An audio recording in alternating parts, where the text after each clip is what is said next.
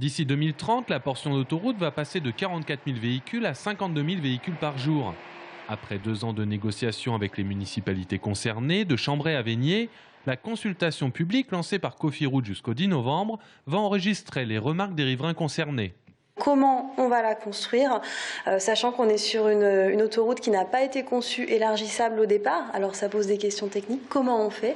Et puis comment on mène des travaux dans une section qui est pour partie dans une zone urbaine. Donc comment on le mène au mieux? Le passage de 2 fois 2 voies à 2 fois 3 voies sur 6 km assurera certes une meilleure fluidité sur cette portion d'autoroute et aura des conséquences sur l'environnement des riverains.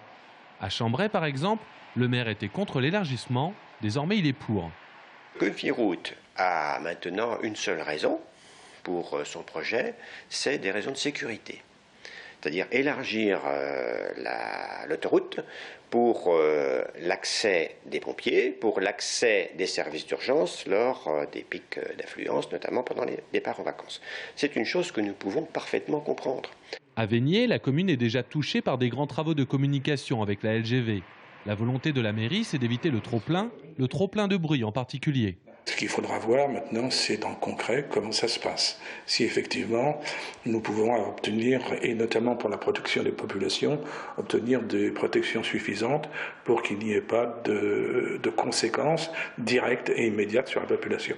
Tant en ce qui concerne la période des travaux que la période postérieure aux travaux.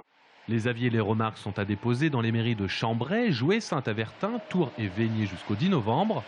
L'heure est pour l'instant à la consultation publique, première phase de concertation facultative.